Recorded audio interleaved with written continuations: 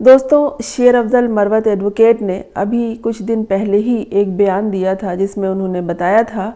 کہ پولیس کا کام اب گرفتار کرنا نہیں ہے بلکہ پولیس اب اغوا کیا کرتی ہے، اور انہوں نے اپنے حوالے سے یہ بات کی تھی کہ پولیس نے انہیں کئی بار اغوا کرنے کی کوشش کی ہے لیکن وہ پولیس کو جل دے کر غائب ہو گئے اور پولیس کے نرغے سے ہمیشہ نکل بھاگے ہیں، اس لیے کہ گرفتاری جو ہوتی ہے وہ دے دیا کرتے ہیں لیکن جب اغوا کیا جائے تو پھر اس سے بچنے کے اور خود کو محفوظ رکھنے کے تمام تر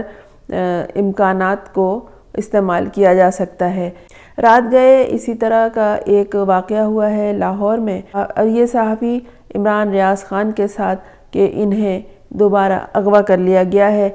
کیونکہ جس طرح سے ان کے سر پہ کپڑا باندھ کر ان کا چہرہ چھپا کر انہیں رات گئے خاموشی کے ساتھ لے جایا گیا ہے۔ یہ وہی عمران ریاض ہیں جنہیں کافی عرصہ غائب رکھنے کے بعد جب انہیں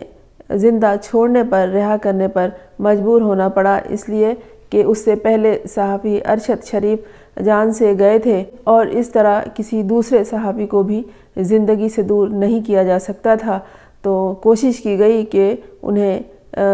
بولنے سے روکا جا سکے اور ان کی زبان گدی سے کھینچ لی جائے، لیکن اس میں کامیابی نہیں ہو سکی اور مجبوری بھی رہی۔ اور پھر یہ کہ ان کی زندگی تھی کہ وہ ایک روز منظر عام پر آ گئے اور اپنے گھر والوں کے ساتھ مل کر اپنی صحت کی بحالی کی جانب متوجہ رہے۔ ان کی صحت اتنی ناگفتبہ تھی کہ ہر کسی کو اس کا احساس تھا اور وہ بولنے میں بھی اٹک رہے تھے، جس سے لگتا تھا کہ انہوں نے کس طرح سے مشکل حالات کا سامنا کیا ہے۔ پھر یہ ہوا کہ ان کی جب طبیعت بحال ہوئی اور زبان ان کی چلنے لگی، لکنت کم ہوئی، تو پھر انہوں نے اپنا یوٹیوب چینل شروع کر دیا۔ وہ کہہ چکے تھے آنے کے بعد سے ہی میں کسی ڈیلنگ کے بغیر آیا ہوں اور مجھ سے جو کچھ کہا گیا میں نے وہ نہیں کیا، کیونکہ وہ میرا کام نہیں تھا اور نہ ہی میں نے اس طرح کی مخالفت کی سیاست کسی کے لیے کی تھی۔ اب یہ ہے کہ جو خبریں موصول ہوئی ہیں اس کے مطابق یہ ہے کہ انہیں ان کے گھر سے رات گئے اس کا چہرہ لپیٹ کر لے جایا گیا ہے نامعلوم مقامات کی جانب۔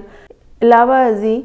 سینئر ذرائع یہ بتا رہے ہیں کہ مریم نواز شریف ابھی پنجاب کی وزارت عظمیٰ تک پہنچی نہیں کہ انہوں نے احکامات صادر کر دیے اور یہ عمران ریاض کی دوبارہ گرفتاری یا اغوا کا لفظ استعمال کر لیں۔ دوستوں، یہاں یہ وضاحت ضروری ہے کہ جب کسی کی گرفتاری ہوتی ہے تو اس کے وارنٹ ہوتے ہیں، اور کسی کے گھر میں جب داخل ہوتے ہیں تو خواتین سرچر، لیڈیز پولیس، کانسٹیبل یہ سب ہوتی ہیں، لیکن جب اس طرح کا کچھ معاملہ نہ ہو، کوئی قانونی کارروائی نہ ہو، کسی سے بڑے کو نہیں بلایا جائے، کسی سے سائن نہیں لیا جائے اور کوئی وارنٹ گرفتاری نہ دکھائی جائے تو اسے گرفتاری نہیں، اسے اغوا ہی کہا جاتا ہے۔ اور اس کے بعد یہ جو کہا جا رہا ہے کہ ابھی مریم نواز شریف نے وزارت عظمیٰ سنبھالی نہیں کہ انہوں نے احکام صادر کر دیا، اور یہ پہلا حکم جو تھا وہ یہی تھا کہ عمران ریاض خان کو گھر سے اٹھا لیا جائے۔ اب بالکل اسی طرح اپنی میموری کو ریکال کیجئے، جب ان کے والد نواز شریف آئے تھے لندن سے تو انہوں نے آتے ہی سرکاری دفاتر میں بیٹھ کر میٹنگز کرنا، کچھ احکامات صادر کرنا شروع کر دیا تھا، جیسے وہ وزارت عظمیٰ کی کرسی سنبھال چکے ہیں، جبکہ اس وقت الیکشن کے دن کا یا اس کی تاریخ کا بھی اناؤنسمنٹ نہیں ہوا تھا، اور لوگ خبروں میں جو ٹی وی چینل انہیں دکھا رہے تھے اور اخبارات کے فل پیج پر وزیر اعظم نواز شریف لکھا جا رہا تھا، تو اس سے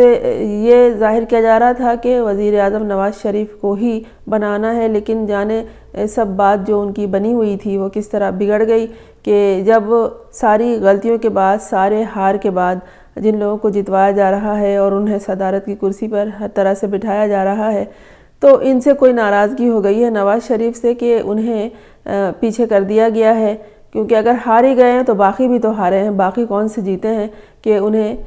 وزارت عظمیٰ کی پیشکش کر دی گئی ہے۔ بہرکیف جو مزاج یار میں آئے وہی کیا جا رہا ہے، اور یہی خبر ہے کہ مریم نواز شریف کے کہنے پر عمران ریاض کو اس لیے اٹھایا گیا کہ یہ جھوٹ بول رہے تھے کہ صحت کارڈ کے حوالے سے جو انہوں نے اپنے یوٹیوب پر چینل پر جو تفصیلات دی تھی، اس میں یہ کہا تھا کہ یہ صحت کارڈ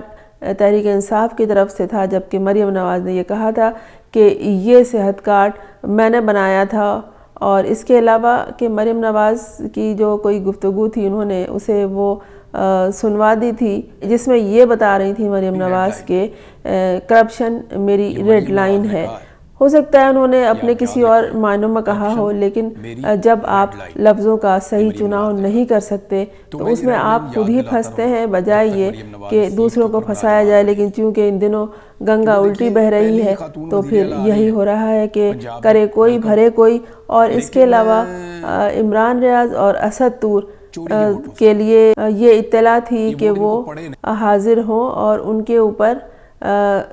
ججز کے خلاف گفتگو